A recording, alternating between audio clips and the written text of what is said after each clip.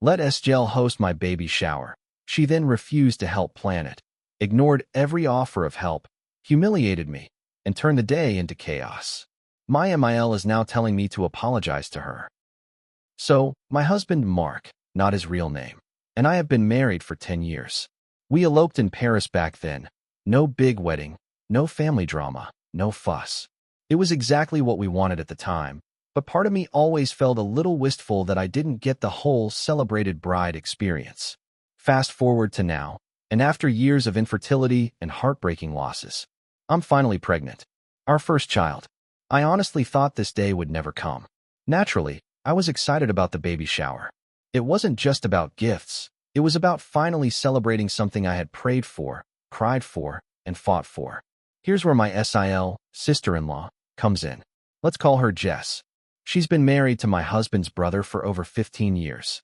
They chose not to have kids, which is fine, but Jess has, let's just say, a domineering personality. She likes things her way or no way at all. And if the spotlight isn't directly on her, she has a way of making sure it gets redirected. When we first shared the pregnancy news with family, Jess actually surprised me. She squealed, hugged me, and said she'd love to host my baby shower at her house. I was hesitant because, well, I know Jess. But in the moment, with all that excitement, it felt like a kind gesture. I said yes, thinking maybe this was her way of showing she was genuinely happy for me. That should have been my first mistake. Months pass. I'm about 6 months along, and I realize no one has brought up the shower. No dates, no invites, nothing. I reach out to Jess, trying to sound casual, like, hey, just wondering if you had any thoughts about shower planning? I know time flies. Her reply? Oh yeah, I guess we should do invites. That was it. No enthusiasm, no details. Just that. I offered to send her the guest list. She said sure. I typed everything up, added addresses, notes, and even double-checked with people to make sure I had the correct contact info. Sent it over to her neatly packaged in a spreadsheet. Weeks pass. Still no invites. When I asked if she had ordered them, she went, yeah, I didn't get around to it. You can just order them if you want. So there I was, 6 months pregnant, exhausted, swollen ankles, brain fog, and now I was the one ordering and sending invites for the shower Jess had offered to host. That's when the dread started creeping in. I told Mark, and he just sighed. That's my brother's wife, he said. You know how she is. But I wanted to believe it was just poor communication, not malicious. I thought if I kept things organized, everything would be fine. So when Jess said she wanted a co-host to help with costs, I didn't argue. My close friend Dana jumped in. She had already offered before Jess even mentioned hosting. And my best friend Rebecca, who does event planning, also volunteered to help. Between the three of us, I figured we could make it work. We made an Excel sheet of tasks, decorations, food, games, seating, and timelines. We emailed it to everyone, including Jess, to make sure she knew exactly what was happening. I even double-checked with her. Are you still okay with having it at your house? She replied, yeah, totally fine. Looking back, I should have recognized the storm brewing. But I was too focused on the excitement of finally being celebrated. I didn't know it yet, but saying yes to Jess's offer was going to turn what should have been the happiest day of my pregnancy into one of the most humiliating. Communication became a nightmare almost immediately. Dana suggested starting a group chat so everyone could stay in the loop. Jess flat out refused. I don't do group messages, she said. Okay, fine. Rebecca tried reaching out to her one-on-one. Jess responded with vague non-answers, or not at all. Dana called her to offer help, and Jess's contribution was literally, I'll serve nuts and crackers. And everyone has to be out by 4. Yes, nuts and crackers. For a baby shower with 30-plus people. Meanwhile, Rebecca and Dana were brainstorming menus, decorations, and games. They were coordinating rides for out-of-town family, designing centerpieces, and pricing food. They'd send updates, ask Jess for input, and get nothing back. At one point, Rebecca texted, do you want us to handle drinks? Or should we coordinate that with you? Jess's reply, don't care. She didn't care about chairs either, or seating for older guests, or the fact that I'd be 7 months pregnant and needed a comfortable spot to sit. Every time we tried to involve her, she brushed it off. The night before the shower, Rebecca drove 5 hours just to be there early and help. She messaged Jess, trying to be polite. Hey, I'm in town. Do you need me to come by and help set up? Jess's response, Yeah, you can come clean my house and cook me dinner. Rebecca had never even met Jess before. She called me after, half laughing, half horrified, like, is she serious? And honestly, with Jess, you never really know. At this point, Mark was starting to get irritated, too. He told me, we'll just show up early, set up, and it'll be fine. Don't stress. Easy for him to say. He wasn't the pregnant one juggling 3 different people's efforts while worrying about whether my own shower was going to collapse. Dana, bless her, was still optimistic. Maybe she's just overwhelmed. Some people aren't planners. But in the pit of my stomach, I knew. This wasn't about being overwhelmed. This was about Jess wanting to be seen as the hostess while quietly sabotaging everything. Still, I clung to hope. I wanted so badly for this to work. For once in my life, I wanted a family celebration that wasn't overshadowed by drama. But Jess wasn't done yet. The day of the shower was about to prove just how far she was willing to go. I woke up that morning with butterflies in my stomach. Despite all the red flags, despite Jess's lack of effort, despite the late-night anxiety, I told myself, today is going to be good. It has to be. Dana and Rebecca had everything prepped. Food, decorations, games, even a special chair for me, since Jess never cared to provide one. Mark promised he'd keep an eye on his brother in case things got tense. I told myself it would be fine. Then we pulled up to Jess's house. First thing I noticed? Signs. Handmade, taped up signs everywhere. No parking. On the lawn, on the curb, even at the end of the driveway. Jess and her friend, an uninvited guest, by the way, were outside dancing around like they were having the time of their lives. Where are people supposed to park? Rebecca whispered. Apparently the driveway. Only. And we were told under no circumstances could anyone park on the street or grass. Imagine trying to cram 30 guests into one suburban driveway. Strike one. When we asked if we could start setting up, Jess waved us off. Not until 30 minutes before. I've got plans. So there we were, with trays of food, folding chairs, decorations, just sitting around waiting while Jess and her friend giggled and blasted music. Guests started arriving while we were still scrambling to set up. Inside wasn't better. Jess slammed doors, stomped through hallways, and made passive-aggressive comments under her breath. She plopped down on the couch, glued to her phone, while Dana and Rebecca busted their butts arranging food and chairs. At one point, I tried to approach her. Hey Jess, thanks again for letting us use your house. I really appreciate it. She rolled her eyes. We'll discuss this later. Discuss what? I had no idea. Halfway through the shower, she disappeared to the basement.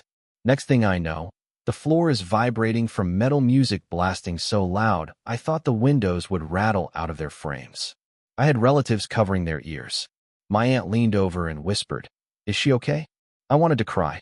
Here I was, 7 months pregnant, surrounded by friends and family who came to celebrate, and the hostess was sulking in the basement throwing a tantrum. By 3:30, I was still opening gifts. People were laughing, clapping, enjoying themselves, despite Jess. Then Mark's phone buzzed. It was a text from Jess. Everyone better be gone by 4, or I'll have you all arrested and towed. Yes, arrested and towed.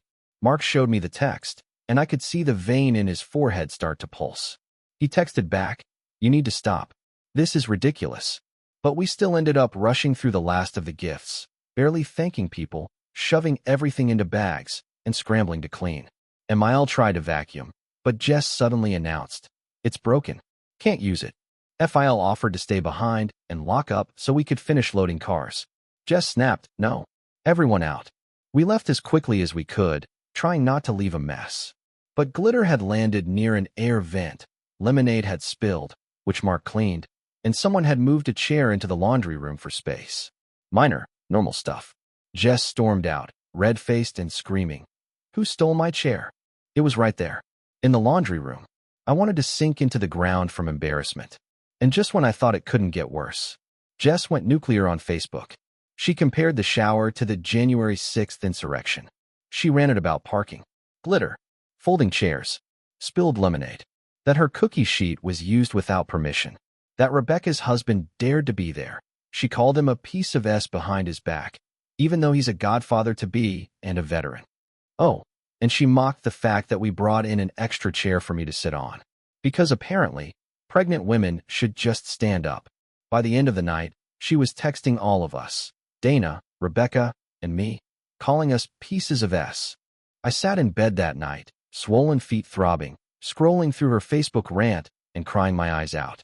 What should have been one of the happiest days of my life had been hijacked by someone who couldn't stand that the spotlight wasn't on her. And it wasn't over. Not even close. The morning after the shower, I woke up to another barrage of notifications. Jess had doubled down. She had posted screenshots of the text my husband sent her, the one where he defended me, saying, "Stop disrespecting my wife. She's 7 months pregnant." Jess captioned it, "My POSSIL can't even stand up for herself, so she hides behind her husband." That one broke me. I just sat at the kitchen table, staring at my phone, feeling humiliated all over again. Jess wasn't just angry. She wanted to drag me through the mud publicly. Mark tried to take my phone. "Stop reading it. You know she thrives on attention." But how could I ignore it? People we knew were commenting. Extended family. Neighbors. People whispering, "Wow, sounds like Opie really made a mess." They didn't know the truth. They only knew Jess's version. Meanwhile, my mother-in-law decided it was the perfect time to play peacemaker. She called that afternoon with her sweet, sing-song voice. "Hi, honey. I think it's time you and Mark apologize to Jess. Let's just smooth this over, okay? Holidays are coming. We don't want bad blood." I was speechless. Apologize? For what? For being pregnant at my own baby shower. She gave a tired sigh. "Well, she feels left out. She says you excluded her. Maybe you could just say sorry so things will be normal again." Normal. Normal, like my shower being compared to a terrorist attack. Normal, like threatening to have my guests arrested. Normal, like humiliating me in front of my entire family. I wanted to scream. Instead, I said, "Emile." I bent over backward to include her. We sent her the spreadsheet. We asked her opinion. Dana and Rebecca both reached out. She chose not to participate. Her response? "Jess's family. You can't just cut family out." That was the moment I realized my Emile wasn't interested in fairness. She was interested in keeping the peace, no matter how toxic it was for me. Meanwhile, my father-in-law called Mark separately and said, "Don't let her bully you." I saw how Jess acted. It was embarrassing. So now we had FIL quietly on our side, but Emile was pressuring us to grovel. And Jess? She was still posting vague statuses like, "Some people need to learn respect." Funny how the pregnant one thinks she's the center of the universe. Not in my house. I couldn't even open Facebook without wanting to throw up. To make things worse, Mark's brother, Jess's husband, texted him saying, "You need to control your wife. Jess is devastated. She was trying to do something nice for you guys, and you trashed her house." Trashed. Because of glitter and lemonade. Mark finally snapped. He texted back, "My wife is pregnant. She shouldn't have to apologize for being celebrated. Jess ruined that day, not her." But the pressure kept mounting. Emile hinted that unless we apologized, we might not be welcome at Thanksgiving. Jess was still simmering, throwing little digs online. And I was left wondering, do I keep standing my ground, or do I cave just to keep the so-called peace? For the first time, I thought, maybe I don't want peace with these people at all. By the time Thanksgiving rolled around, things were boiling over. Emile had called me 3 more times, each conversation circling back to the same line. "Just apologize so we can all be together as a family." I started to dread seeing her name on my phone. Meanwhile, Jess hadn't stopped her little digs on Facebook. At this point, she was posting memes about fake people and ungrateful brats. Everyone knew who she meant. Mark and I decided we weren't going to Thanksgiving. The stress wasn't worth it. But 2 days before, Emile called and said, "If you don't come, Jess wins. She'll say you're avoiding her because you know you were wrong." I laughed bitterly. "Emile, if we go, she's going to make a scene. If we don't, she'll still make a scene online. Either way, she wins." That's when she hit me with the ultimatum. "Then at least call her and apologize. One phone call. That's all I'm asking." I looked at Mark. He shook his head immediately, but I was exhausted. Tired of the drama, tired of the anxiety. I thought maybe if I just said sorry, a fake, meaningless sorry, it would shut Jess up for a while. So against my better judgment, I agreed to the call. Emile set it up like she was brokering peace talks between world leaders. "Okay, girls, we're all family here. Let's clear the air." Jess came on the line, voice dripping with fake sweetness. "Oh, so you finally decided to talk to me?" I forced myself to be civil.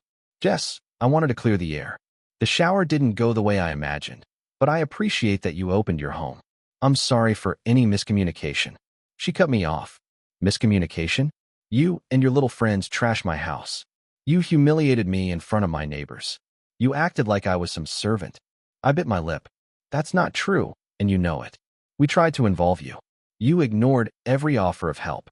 You threatened to call the cops on my guests, Jess. Her voice rose, sharp and ugly. Because you don't respect me. You walk into my home, take over, leave your garbage everywhere, and then play the victim. You're a spoiled little brat who thinks the world revolves around her just because she got knocked up. That was it. Whatever fake apology I'd been planning to offer evaporated. Mark jumped in before I could explode. His voice was like steel. Jess, enough. You don't get to talk to my wife like that. Not now, not ever. She scoffed. Oh, look, the knight in shining armor. Can't let your fragile little wife fight her own battles. Mark didn't miss a beat. She doesn't need to fight battles against her own family when she's 7 months pregnant. The fact that you think tearing her down makes you look strong just shows how pathetic this has become. There was silence. For a second, I thought maybe Jess had actually been stunned into shutting up. But then she hissed, "You're both dead to me. Don't come to my house again. Don't expect me at your kids' birthday parties. I'm done." Then she hung up. I sat there, shaking, clutching my belly like I could shield my baby from the toxicity coming through the phone. Emile tried to salvage it. She didn't mean that. She's just upset. If you two would just apologize a little more sincerely. Mark snapped. Mom, stop. You watched her tear into my wife, and you want her to apologize? If that's how this family works, maybe we're done with holidays altogether. The silence on Emile's end was deafening. That was the first time I realized I didn't need to win Jess over. I didn't even need Emile's approval. I just needed to protect my peace, my marriage, and my baby. After the confrontation, Mark and I made a decision that, in hindsight, was liberating. We were done letting Jess dictate our lives. We didn't go to Thanksgiving. We didn't call her again. We didn't engage with her passive-aggressive Facebook posts. And honestly, it felt incredible. Emile was not happy. She continued to text, trying to guilt us. Family is important. Don't let pride ruin everything. I stopped replying. Mark handled any further messages with his usual calm steel. Mom, we are protecting our family. That's not pride. That's boundaries. We set clear boundaries. No interactions with Jess without us controlling the environment. That meant no visits, no shared events, no surprises. Low contact with Emile regarding Jess. She can offer advice, but we no longer discuss Jess unless it's absolutely necessary. Protecting our child. There's no way we're letting Jess's hostility affect our baby's life. Friends and other family were supportive. They had witnessed some of the Facebook rants and knew how toxic Jess could be. It was validating to finally hear people say, "You don't owe her anything. She's the one causing drama." We even started to plan a few ways to include safe family members in future celebrations. Only those who could show up with kindness and respect were allowed. The rest? They could watch from afar. Looking back, I realized the shower was a pivotal moment. It exposed everyone's true colors. Jess is controlling, toxic, and thrives on chaos. Emile values appearances and peacekeeping over fairness. FIL quietly supports us, but won't intervene unless necessary. Mark and I are stronger than we realized. Together, we can handle almost anything. It also changed me. I became more assertive. I learned to say no. I learned that apologizing when you're not wrong doesn't make things better. It just teaches people they can push you around. And most importantly, I learned that protecting my mental health and my baby's environment is non-negotiable. The holidays after the shower were calm. We stayed home. We cooked our own little Thanksgiving, sent out pictures to extended family, and didn't engage with Jess at all. And for the first time in months, I felt relief instead of dread. So, if you're wondering whether I should apologize to someone who humiliated me while I was 7 months pregnant, the answer is no. You don't grovel for people who actively choose to hurt you. You stand your ground, protect your family, and let the drama reveal itself for what it truly is.